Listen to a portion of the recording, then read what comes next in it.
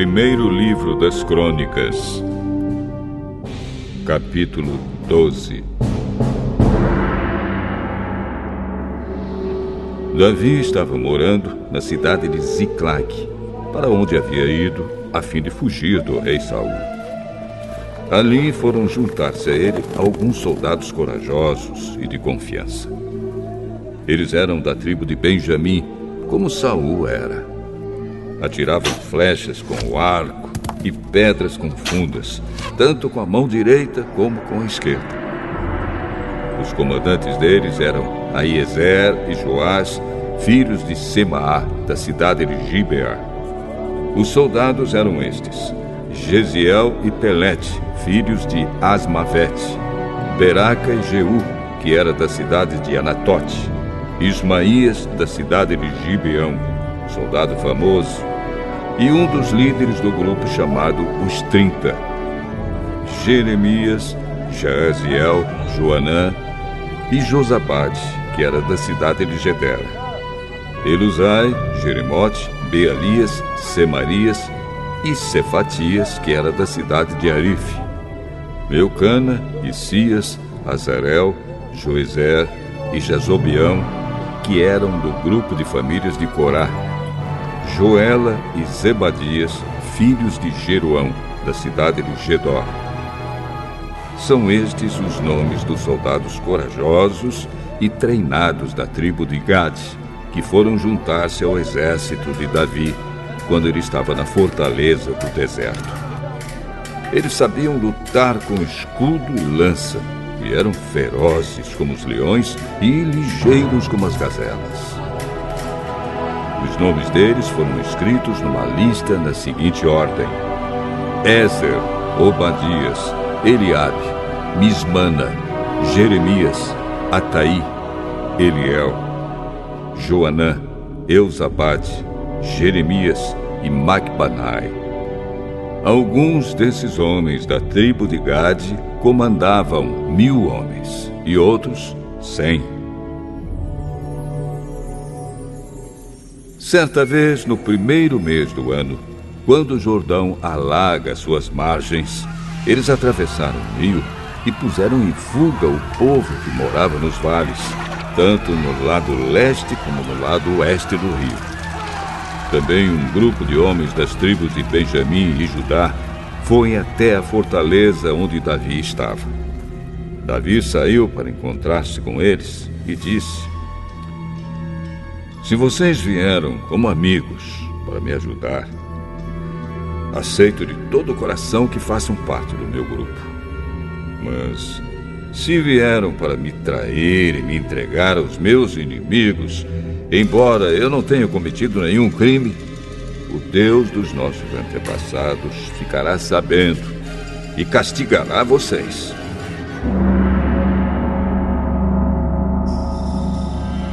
Então o Espírito de Deus tomou conta de Amazai, depois veio a ser o comandante dos 30, e ele gritou: Davi, filho de Jessé, nós somos seus! Tudo de bom para você e para aqueles que o ajudam! Deus está do seu lado! Então Davi os recebeu e os colocou como oficiais do seu exército. Alguns soldados da tribo de Manassés passaram para o lado de Davi quando ele havia saído junto com os filisteus para lutar contra o rei Saul. Na verdade, ele não ajudou os filisteus.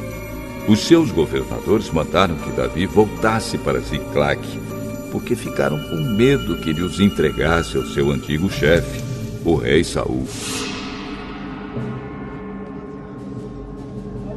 São estes os soldados da tribo de Manassés que passaram para o lado de Davi quando ele estava voltando para lá: Adna, Josabade, Gediael, Micael, Josabade, Eliú e Ziletai.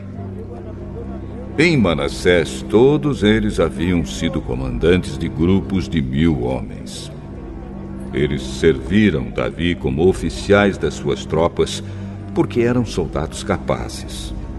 Mais tarde, eles foram oficiais do exército israelita. Quase todos os dias, novos homens vinham juntar-se ao grupo de Davi, e por isso, em pouco tempo, seu exército ficou enorme.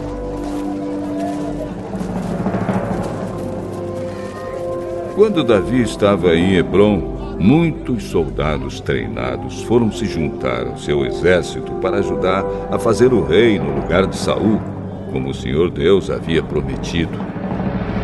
Este é o número deles. Da tribo de Judá, 6.800 homens bem equipados, armados com escudos e lanças. Da tribo de Simeão, 7.100 homens bem treinados. Da tribo de Levi, 4.600 homens, seguidores de Joiada, descendente de Arão, 3.700 homens. E Zadok, um soldado jovem e capaz, veio com 22 chefes do seu grupo de famílias. Da tribo de Benjamim, a tribo de Saul, só 3.000 homens, pois a maior parte do povo de Benjamim continuava fiel a Saul. Da tribo de Efraim, 20.800 homens valentes, que eram famosos nos seus grupos de famílias. Da tribo de Manassés do Oeste, 18.000 homens que foram escolhidos para irem fazer Davi rei. Da tribo de Issacar, 200 líderes e os homens comandados por eles. Esses líderes sabiam o que o povo de Israel devia fazer e a melhor ocasião para fazê-lo. Da tribo de Zebulon, 50.000 homens fiéis e de confiança, treinados para usar todos os tipos de armas e prontos para lutar. Da tribo de Naftali, 1.000 líderes e mais 37.000 homens armados com escudos e lanças. Da tribo de Dan, 28.600 homens treinados. Da tribo de Azer, 40.000 homens preparados para a batalha. Das tribos que ficavam a leste do rio Jordão, isto é, Ruben, Gade e Manassés do leste, 120.000 homens treinados para usar todos os tipos de armas. Todos esses soldados preparados para a batalha foram até Hebrom, resolvidos a fazerem Davi rei de todos os israelitas. Todo o resto do povo de Israel estava unido no mesmo propósito. Eles ficaram 3 dias ali com Davi, comendo e bebendo aquilo que os seus irmãos israelitas haviam preparado para eles. De bem longe, até das tribos de Issacar, Zebulon e Naftali, no norte, vieram pessoas trazendo jumentos, camelos, mulas e bois carregados de comida, isto é, farinha de trigo, figos, passas, vinho e azeite. Também trouxeram gado e ovelhas para matar e comer. Tudo isso mostrava a alegria que havia em todo o país.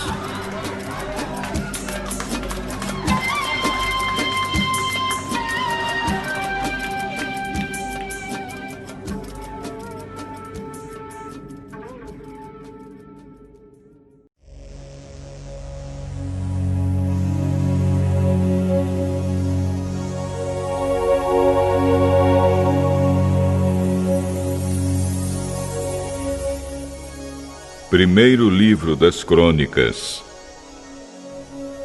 capítulo 13. O rei Davi consultou todos os oficiais que comandavam grupos de 1.000 homens e grupos de 100. Depois anunciou a todo o povo de Israel o seguinte: se vocês acharem bom, e se isso for da vontade do Senhor, nosso Deus, vamos mandar mensageiros ao resto dos nossos irmãos israelitas e aos sacerdotes e levitas nas suas cidades, para dizerem a eles que venham se reunir aqui com a gente. Aí nós iremos buscar a Arca da Aliança pois ela ficou esquecida durante o reinado de Saul. Essa proposta agradou ao povo e todos concordaram com ela. Então Davi reuniu todo o povo de Israel, desde a fronteira do Egito, no sul, até a subida de Amate, no norte, a fim de levarem a Arca da Aliança de Quiriate-Jearim para Jerusalém. Davi e o povo foram até a cidade de Baalá, isto é, Quiriate-Jearim, no território da tribo de Judá, para tirar dali a Arca da Aliança de Deus, a qual tem o nome do Senhor, que se assenta no seu trono, acima dos querubins. Colocaram a arca num carro de bois novo e a levaram embora da casa de Abinadab. Uzá e Aiô guiavam o carro.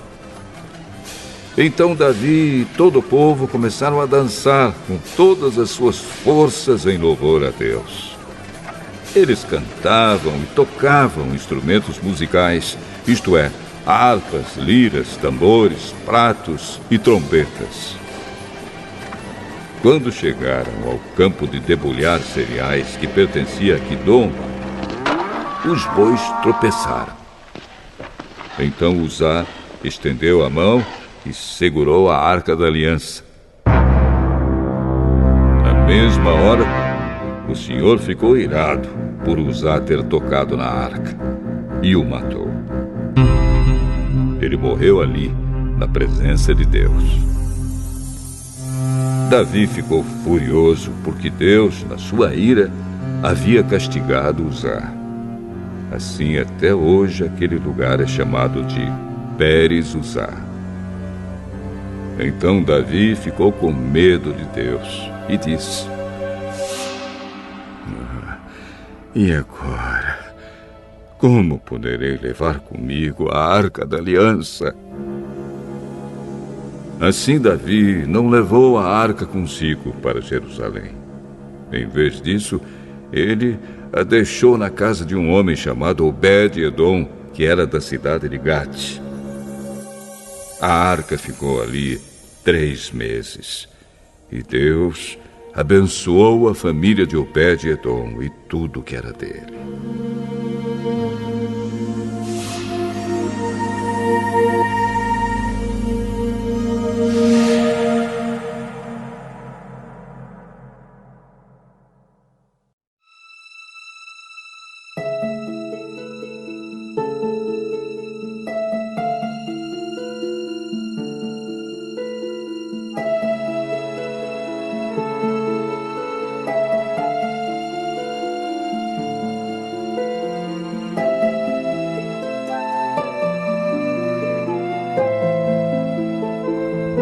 Apocalipse, capítulo 15. Depois disso, vi no céu outro sinal misterioso, grande e espantoso. Eram 7 anjos com 7 pragas, que são as últimas, pois são o fim da ira de Deus. Então vi o que parecia ser um mar de vidro misturado com fogo. Vi também as pessoas que conseguiram derrotar o monstro e a sua imagem, isto é, o monstro cujo nome é representado por um número. Elas estavam de pé, perto do mar de vidro, e tocavam as harpas que Deus lhes tinha dado. Cantavam a canção de Moisés, servo de Deus, e a canção do Cordeiro. Cantavam assim: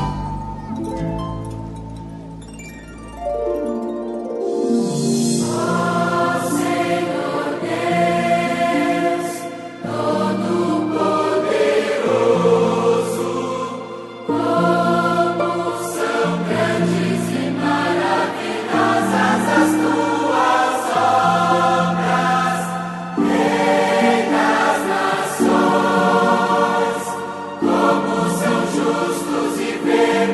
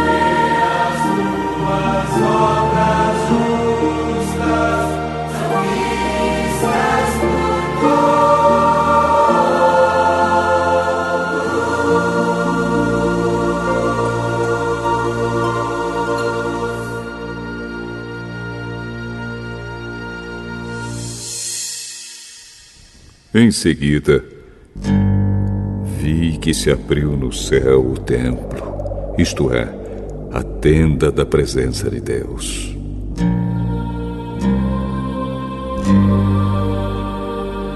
Os 7 anjos que tinham as 7 pragas saíram do lugar santo. Estavam vestidos com roupas de linho branco e brilhante e tinham faixas de ouro em volta do peito. Então um dos 4 seres vivos deu aos 7 anjos 7 taças de ouro cheias da ira de Deus, aquele que vive para todo sempre. O templo ficou cheio da fumaça da glória e do poder de Deus, e ninguém podia entrar nele até que chegassem ao fim as 7 pragas trazidas pelos 7 anjos.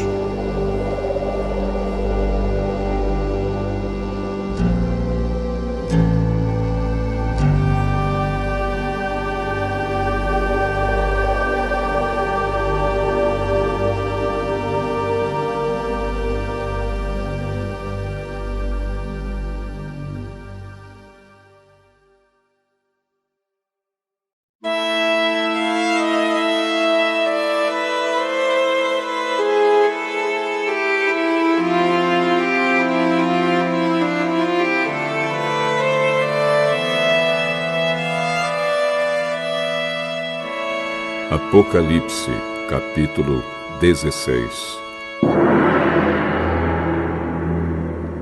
Depois ouvi uma voz forte falando de dentro do templo, dizendo aos 7 anjos: Vão e derramem sobre a terra as 7 taças da ira de Deus. O primeiro anjo foi e derramou a sua taça sobre a terra. Feridas abertas, terríveis e dolorosas, apareceram naqueles que tinham o sinal do monstro e que haviam adorado a sua imagem. Aí o segundo anjo derramou a sua taça sobre o mar. A água ficou como o sangue de uma pessoa morta, e morreram todos os seres vivos do mar.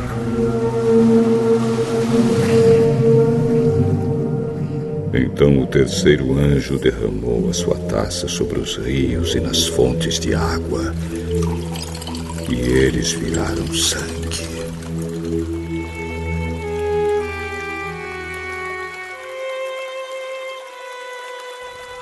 Eu ouvi o anjo que tinha autoridade sobre as águas dizer: Tu és justo nos teus julgamentos, ó Deus Santo, que és e que eras. Os maus derramaram o sangue do povo de Deus e dos profetas, e por isso tu lhes deste sangue para beber. Eles estão recebendo o que merecem.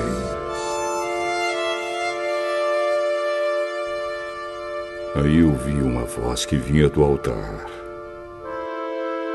Ó Senhor Deus Todo-Poderoso, os teus julgamentos são de fato verdadeiros e justos.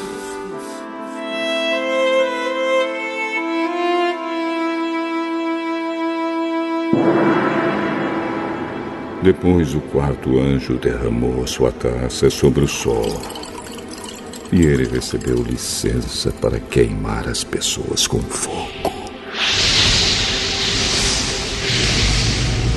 Elas sofreram queimaduras dolorosas causadas por esse fogo e amaldiçoaram o nome de Deus, que tem autoridade sobre essas pragas. Mas não se arrependeram dos seus pecados, nem louvaram a glória de Deus.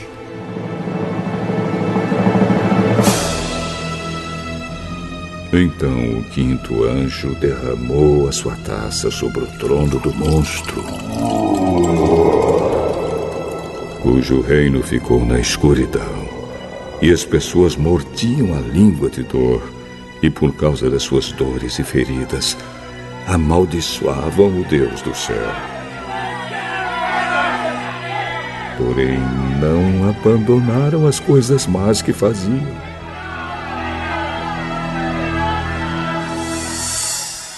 Em seguida, o sexto anjo derramou a sua taça no grande rio Eufrates. O rio secou, a fim de se abrir um caminho para os reis que vêm do Oriente. Então vi 3 espíritos imundos que pareciam rãs, que saíam da boca do dragão, da boca do monstro e da boca do falso profeta. Eles são os espíritos maus que fazem milagres. Esses 3 espíritos vão aos reis do mundo inteiro a fim de os ajuntar para a batalha do grande dia de Deus, o Todo-Poderoso.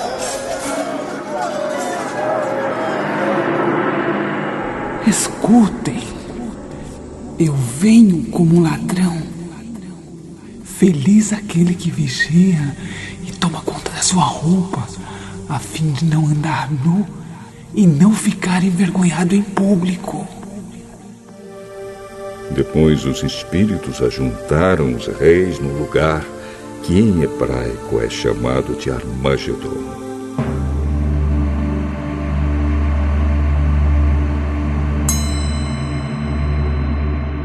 E por último, o 7º anjo derramou a sua taça no ar.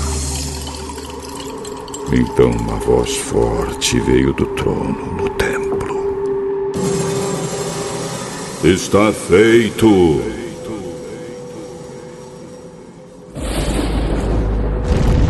Houve relâmpagos, estrondos, trovões e um violento terremoto, tão violento como nunca houve igual desde a criação dos seres humanos.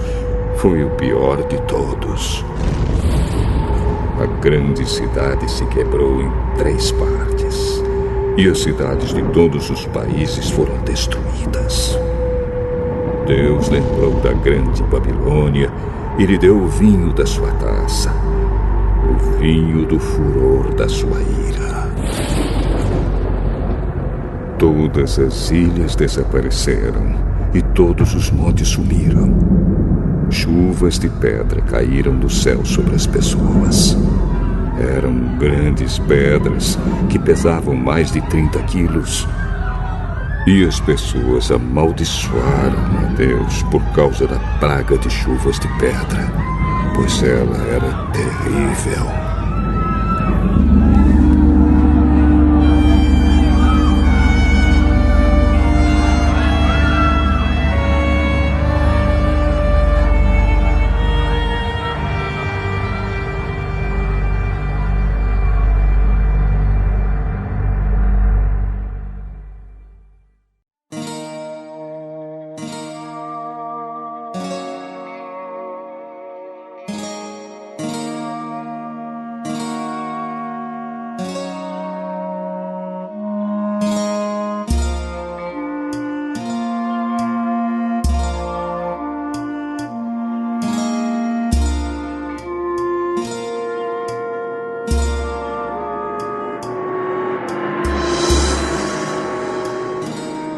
Apocalipse, capítulo 17. Então, um dos 7 anjos que tinham as 7 taças veio me dizer: Venha, eu vou lhe mostrar como será castigada a famosa prostituta, aquela grande cidade que está construída perto de muitos rios. Os reis do mundo inteiro cometeram imoralidade sexual com ela, e os povos do mundo ficaram bêbados com o vinho da sua imoralidade.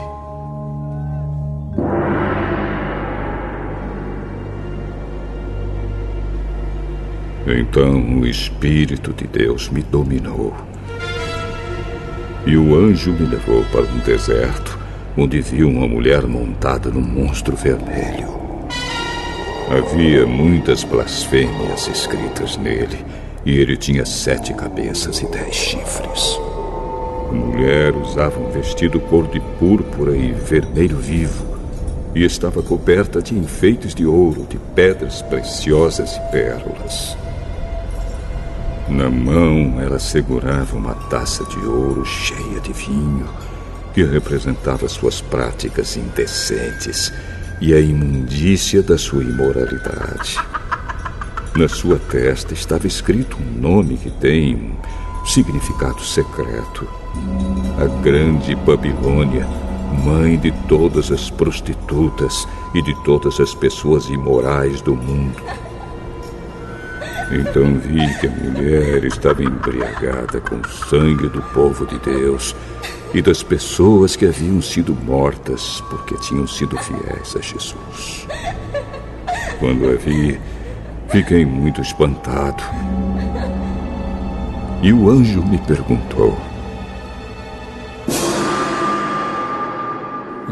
por que é que você está assim, tão espantado? Vou lhe contar o significado secreto da mulher e do monstro que a carrega, o qual tem 7 cabeças e 10 chifres. O monstro que você viu estava vivo, mas agora não vive mais. Ele está para subir do abismo e dali sairá e será destruído.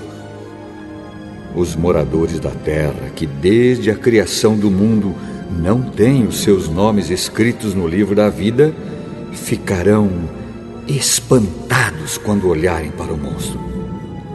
Ele estava vivo. Agora não vive mais, porém tornará a aparecer. Isto exige sabedoria e entendimento. As 7 cabeças são 7 montes onde a mulher está assentada. Elas também são 7 reis. 5 já morreram. Um está governando e o outro ainda não apareceu. E, quando aparecer, precisará governar por pouco tempo. E o monstro que já esteve vivo, mas que agora não vive mais, é o 8º rei, que faz parte dos primeiros 7 e que vai ser destruído. Os 10 chifres que você viu são 10 reis que ainda não começaram a governar, mas vão receber autoridade para reinar com o monstro durante 1 hora. Esses 10 estão todos de acordo entre si e dão ao monstro o poder e a autoridade que possuem. Eles lutarão contra o Cordeiro e ele os vencerá, porque é o Senhor dos senhores e o Rei dos reis. E com ele vencerão os seus seguidores, aqueles que são chamados e aqueles que são fiéis. Então o anjo também me disse: as águas que você viu, onde a prostituta está sentada, são nações, povos, raças e línguas. Os 10 chifres que você viu e o monstro odiarão a prostituta. Eles tirarão tudo o que ela tem e a deixarão nua. Devorarão a sua carne e queimarão o resto no fogo.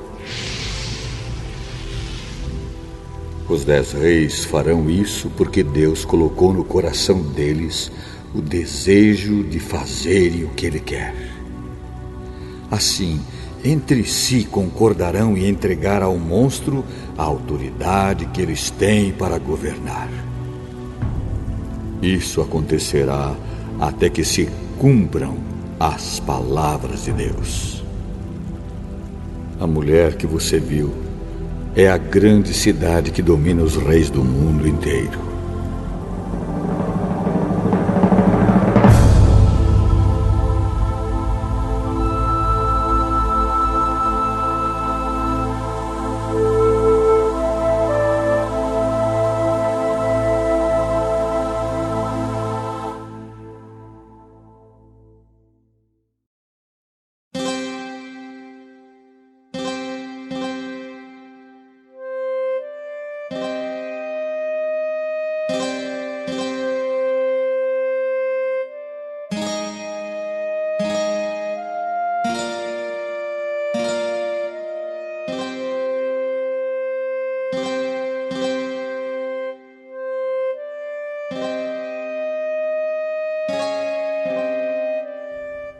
Provérbios, capítulo 30. São estas as palavras solenes de Agur, filho de Jaque. Deus não está comigo. Deus não está comigo. Estou desamparado. Sou mais animal do que gente. Não tenho a inteligência que um ser humano deve ter. Nunca aprendi a ser sábio e não conheço o Deus Santo. Quem já sabe tudo a respeito do céu? Quem já pegou o vento com as mãos? Quem já embrulhou água num pano? Quem já marcou os limites da terra? Você sabe quem é ele? E quem é o filho dele? Tudo o que Deus diz é verdade. Ele é como um escudo para todos os que procuram a sua proteção. Nunca declare que Deus disse alguma coisa que, de fato, ele não disse. Se você fizer isso, ele o corrigirá e mostrará que você é mentiroso. Eu te peço, ó Deus, que me dês 2 coisas antes de eu morrer. Não me deixes mentir e não me deixes ficar nem rico nem pobre. Dá-me somente o alimento que preciso para viver. Porque se eu tiver mais do que o necessário, poderei dizer que não preciso de ti. E se eu ficar pobre, poderei roubar e assim envergonharei o teu nome, ó meu Deus. Nunca fale mal de um empregado ao patrão dele, para que você não seja amaldiçoado, nem sofra por isso. Há pessoas que amaldiçoam o próprio pai e são ingratas com a própria mãe.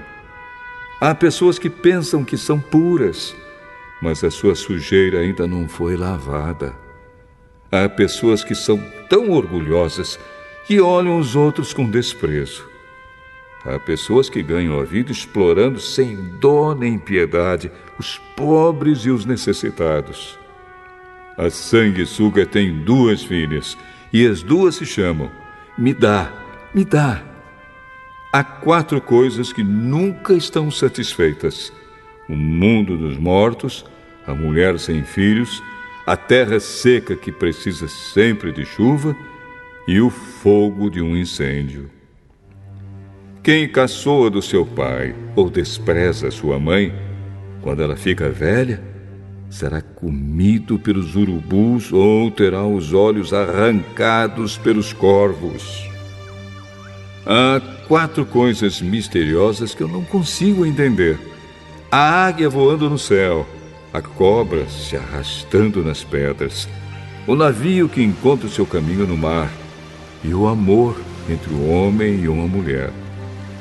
Uma esposa infiel age assim: comete adultério, toma um banho e depois diz: eu não fiz nada de errado. Há 4 coisas que a terra não pode tolerar: o escravo que se torna rei, o tolo que tem para comer tudo o que quer, a mulher de mau gênio que arranja casamento e a escrava que toma o lugar da sua senhora. No mundo há 4 animais que são pequenos, mas muito espertos. As formigas, que são fracas, mas ajuntam a sua comida no verão. Os coelhos selvagens, que também não são fortes, mas fazem as suas casas nas pedras. Os gafanhotos, que não têm rei, mas avançam em bandos. E as lagartixas, que qualquer um pode pegar com a mão, mas podem ser encontradas até nos palácios. Há 4 seres vivos que, quando caminham, causam olhares de admiração. O leão, o mais forte de todos os animais, que não tem medo de nada. O bode, o galo, que anda de peito erguido, e um rei diante do seu povo. Se você tem sido bastante tolo para ser orgulhoso e planejar o mal, então pare e pense. Bater o leite dá manteiga. pancada no nariz faz sair sangue, provocar a raiva, dar briga.